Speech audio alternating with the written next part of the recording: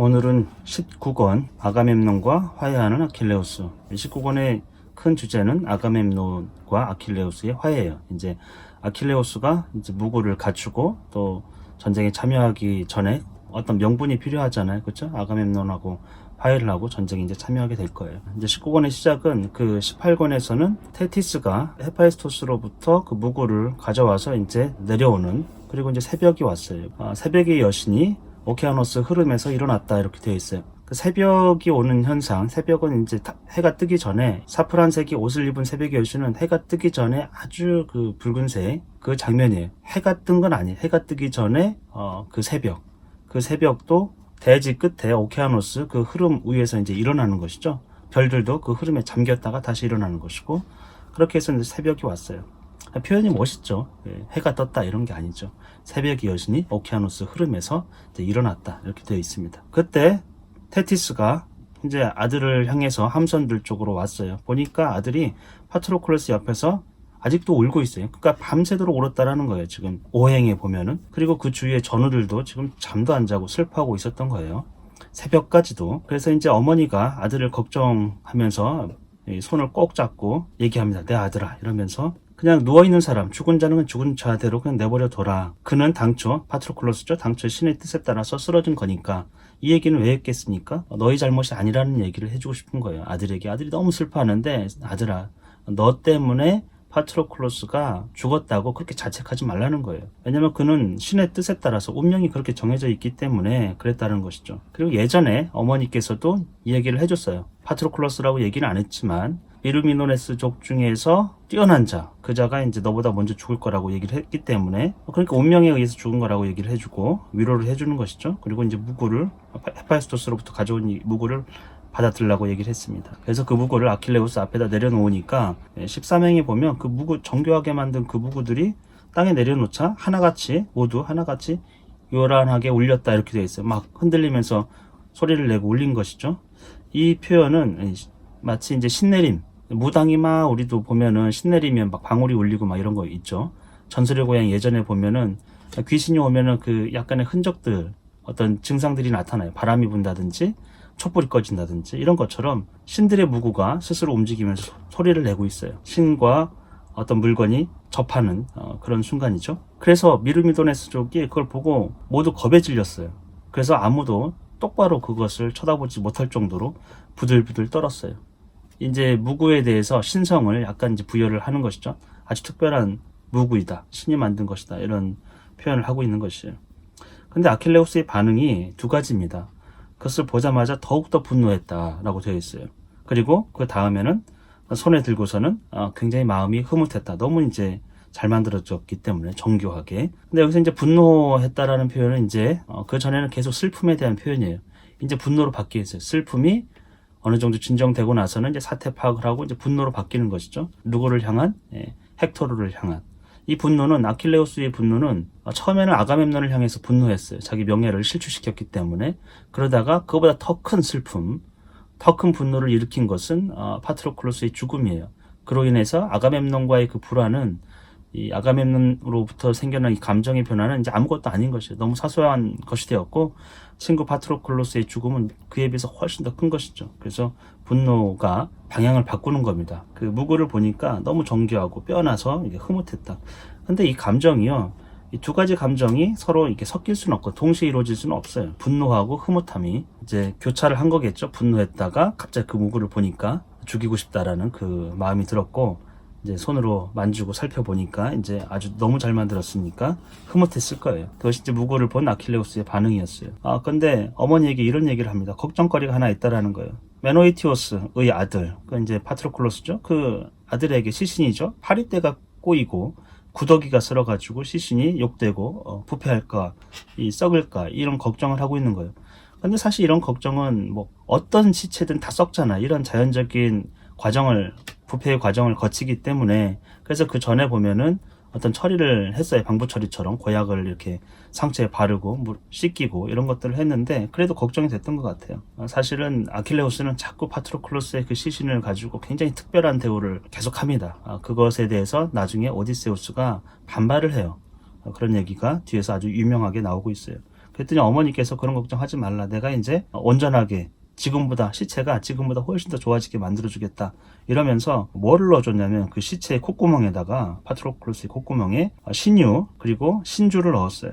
신유라는 거는 기름이겠죠. 신들이 쓰는 어떤 기름. 우리가 이제 장례를 할 때 향유 같은 걸 발라요. 이 몸이 썩어가고 있기 때문에 그 냄새가 악취가 날 수 있잖아요. 그래서 그런 이제 냄새도 약간 줄여주고 또 수분 증발도 좀 막아주고 이러면서 기름을 바르죠. 그리고 신주는 음료인데 불멸의 신들이 먹는 거예요. 불멸의 신들이. 그러니까 시체도 불멸하도록. 죽었긴 한 생명이 물론 이제 다시 살아날 수는 없지만 이 상태가 멸하지 않도록 계속 이어질 수 있도록 아마 신주, 넥타르라고 보통 하는데 이런 것들을 주고 있습니다.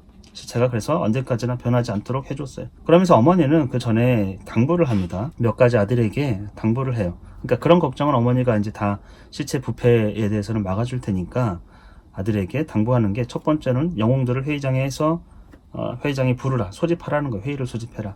그리고 나서 아가멤논에 대한 내 분노를 거두어라. 아가멤논과 화해를 하라는 것이죠. 그리고 세 번째로 전투를 위해서 신속히 무장을 하고 투지를 입도록 하라. 이제 전투 준비를 하라는 것이죠. 그리고서 어머니가 마지막으로 용기를 불어넣어 줬어요. 첫 번째 어머니의 부탁은 회의 소집이죠. 회의 소집을 아킬레우스가 어떻게 합니까? 사시팽에 보면 무시무시하게 고함을 질렀다고 되어 있어요. 영웅들도 분기시켰고 거기 보면은 키자비들 또 사환은 심부름꾼이에요. 그다음에 음식을 나눠주던 자들, 전에는 회의장에 모이지 않았던 그 모든 사람들이 아주 사소한 사람까지 다 회의장에 모여들었어요. 회의장은 오디세우스의 그 함선 앞쪽에 가운데 중앙 부분에 있었던 것이죠. 모인 이유는 아킬레우스가 그동안 참여하지 않았다가 오랫동안 휴식을 취한 뒤에 나오는 거기 때문에 아마도 아킬레우스를 보기 위해서 모든 사람들이 다 모였어요. 여러분이 여기서 보면 회의를 주재하는 사람, 회의를 요청하는 사람, 사람들을 부르는 사람, 모으는 사람은 그리스군에서는 딱 두 사람이에요. 아가멤논하고 아킬레우스입니다. 아킬레우스가 지금 심부름을 보내가지고 영웅들이나 군을 모은 게 아니에요. 그냥 무시무시한 소리를 질러가지고 어떤 소리였을까요? 집합 이랬을까요? 하여튼 뭐 그런 비슷한 것이었을 수도 있어요. 그래서 다 모입니다. 여기서 보면은 티데우스의 아들 디오메데스죠. 그 다음에 오디세우스도 쩔뚝쩔뚝거리면서 걸어왔어요. 부상당한 자. 그들도 와가지고 맨 앞줄에 섰다고 되어 있어요.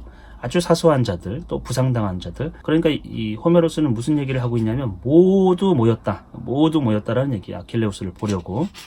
그리고 마지막으로 아가멤논이 이제 부상당한 몸을 이끌고 나왔어요. 모두 모이자 아킬레우스가 이제 일어서서 그들에게 말을 합니다. 표현을 보시면 아킬레우스와 우리가 아가멤논을 대비해서 약간 볼 수 있는데 아킬레우스가 일어서서 그들 사이에서 말했어요. 모든 백성들 사이에서.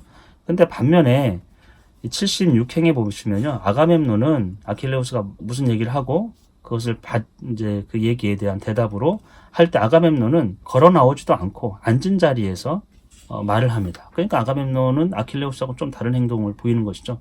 굉장히 교만하고 아직도 자존심이 센 아킬레우스는 일어나서 이야기를 합니다. 누구에게? 아트레우스 아들 아가멤논에게 얘기를 하는 것이죠. 그런데 여기선 사실 좀 문제가 많이 되고 있는데 우리 두 사람은 한 소녀 때문에 마음이 상했다. 불화 속에서 원한을 품었다. 이렇게 얘기하고 있습니다. 그러니까 한 소녀 탓을 하고 있는 거예요. 사실 소녀는 하나의 핑계이죠. 더 심각한 얘기를 하고 있는데 과거 얘기를 합니다. 아킬레우스 자기 자신이 리루네소스에서 그녀를 빼앗아 오던 날 아르테미스가 함선들 옆에서 화살로 그녀를 쏘아 죽였더라면 좋았을 것을. 그 소녀라는 거는 사실 소녀는 아니죠. 브리세이스는 이미 남편이 있던 사람이에요. 남편이 있던 여인이에요. 그 여인을 남편을 죽이고서 갖고 왔단 말이죠. 그런데 여기서 보면은 브리세이스에게 모든 원인을 전가하는 듯하고 그녀를 쏘아 죽였으면 불화의 원인인 그 소녀가 없어졌으면 이미 그냥 먼저 죽었으면 이런 일은 없었을 텐데 그로 인해서 분노가 생겼고 서로 간에 이제 다툼이 있었으니까 불화의 원인이라고 생각하는 건데 이건 굉장히 잘못된 것이죠. 사실 자기 사과를 하는 게 아니에요. 즉 브리세이스 탓을 하는 거고 그 여자가 없었으면 이런 일이 없었을 것처럼 얘기하지만 실제로 브리세이스가 없어도 이런 일은 둘 사이의 불화는 반드시 존재해요. 왜냐하면은 그런 문제는 이미 9년 동안 내재되어 있던 것이거든요. 능력이 뛰어난 아킬레우스, 능력이 모자란 아가멤논 그 둘 사이에서 지금 보시면 계속 총사령관은 아가멤논이지만 능력이 부족해요. 근데 계속 활약하는 건 누구예요? 아킬레우스예요. 그래서 계속 전리품 분배에 있어서도 계속 좋지 않은 감정이 계속 쌓였던 것이죠. 브리세이스는 하나의 작은 핑곗거리일 뿐인데 지금 또 거기에다가 원인을 돌리고 있어요. 지난 일은 잊어버립시다. 65행에 보면은. 그리고 마음속을 억제하겠다. 분노는 이제 거두겠다. 화해하지 않고 화를 낸다는 것은 내게 어울리지 않기 때문이요. 자기를 마치 이렇게 품성이 좋은 사람처럼 얘기를 하죠. 근데 이건 엄연한 의미로 화해에 대한 진심 어린 이 사과는 전혀 없는 것이죠. 다른 사람에게 핑계를 대고 화해를 하지 않고 계속 분노하는 건 내 성품에 어울리지 않는다. 이런 식으로 얘기를 하고 있기 때문에 전쟁에 나가고 싶다는 얘기를 하고 있어요. 빨리 이제 화해를 하고 전쟁터에 나갑시다. 이런 얘기를 하고 있어요. 문장 하나하나에 다 의미가 있기 때문에 호메로스의 그 표현들은 71행에 보면은 트로이아인들이 함선들 옆에서 자기를 원하는지를 한 번 더 떠볼 것이요. 여기 자기를 원한다라는 거는 이제 야영을 하고 싶어 하는지, 그 얘기는 뭡니까? 자기를 또 뽐내는 거야. 아킬레우스는. 아킬레우스가 있었을 때는 철대 성으로 나와서 야영을 한다는 건 상상도 못 했는데 지금 함선들 옆에서 내가 있는데 또 야영을 할 거, 자기를 원하는지, 잠자리를 원하는지, 야영 함선들 옆에서 한번 보자라는 것이죠. 떠보겠다. 그럴 리가 없죠. 아킬레우스가 이제 나온 상황에서는 트로이아군이 밤에 야영지에서 성 밖으로 나와서 할 수는 없었을 거예요. 약간 자기 자랑이 이제 섞인 표현이라고 볼 수 있었을 것 같아요. 자기가 없었기 때문에 지금 야영을 하고 있는 것이죠. 지금 밖에서 지금 트로이아군은 야영을 하고 있어요.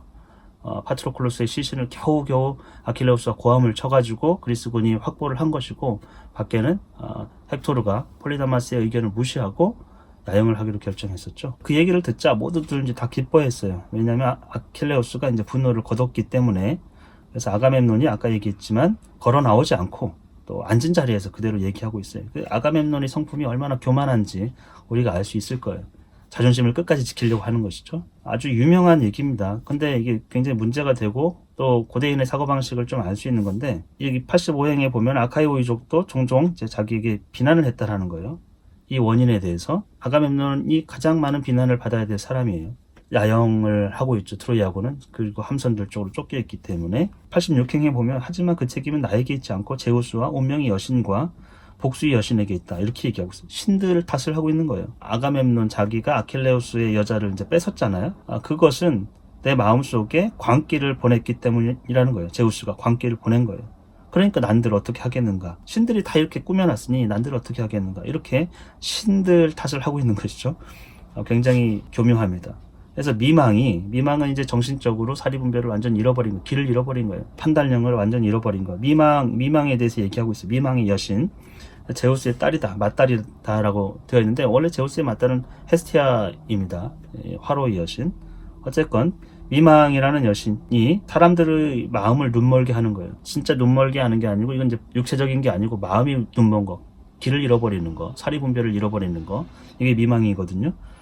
그래서 그녀는 발이 가벼워가지고 땅을 밟는 일이 없이 사람의 머리에 머리를 밟고 다니면서 미망에 빠뜨린다라는 거예요. 머리를 밟고 다니면 밟힌 사람이 있겠죠? 그럼 둘 중에 하나는 반드시 미망에 걸려든다라는 거예요. 제우스 얘기를 합니다. 아킬레우스가 자기 운명을 받아들일 때 어떤 비유를 했냐면, 자기보다 더 뛰어난 헤라클레스도 죽음의 운명을 받아들였듯이 자신도 이제 받아들일 것이다 얘기했는데, 여기 아가멤논은 제우스도 미망에 빠진 적이 있다. 그렇듯 나도 인간인 나는 더욱더 미망에 쉽게 빠질 수 있을 것이다 라는 어떤 이제 논리를 대고 있는 것이죠. 그래서 제우스가 미망에 빠졌던 얘기를 하고 있어요. 헤라클레스 때 얘기를 하고 있어요. 이건 아주 유명한 헤라클레스의 탄생과 관련된 이야기입니다. 헤라클레스가 태어나기로 되어 있는 날 신들을 다 모아놓고 뽐냈어요. 자기 자식이기 때문에. 그래서 알크메네를 통해 가지고 자기 자식을 임신을 시켰단 말이죠. 그래서 이제 곧 나올 아이가 아르고스, 미케네 이 지역을 다스릴 것이다, 통치자가 나올 것이다, 이렇게 자랑을 했어요. 그랬더니 그걸 헤라가 듣고서, 헤라는 결국에는 자기 아들이 아니잖아요. 자기 자식이 아니잖아요. 지금 알크메네는 인간이거든요. 그래서 제우스가 또 바람 피워서 낳기 때문에 그 자식을 곱게 볼 리가 없어요. 교활한 마음을 품고서 제우스에게 맹세를 시켰어요. 사실 이제 스틱스 강에 맹세하게끔 했어요. 그래서 그 명령을, 그 약속을 어기지 못하도록 페르세우스의 후손 중에서, 페르세우스는 또 제우스의 아들이거든요. 페르세우스의 후손 중에서 오늘 태어났는 그 자가 이제 그 주변 지역을 다스릴 것이다. 그 맹세까지 했어요. 근데 헤라가 해산의 여신, 자기 딸이죠, 엘레이티아를 데리고 가가지고 이 알크메네, 헤라클레스가 낳는 거를 막았어요. 출산을 억지시키고 거꾸로 페르세우스의 아들 스테넬로스 있거든요. 스테넬로스의 그 아내가 임신을 했었는데 7달이 되었어요. 미리 낳게 했어요.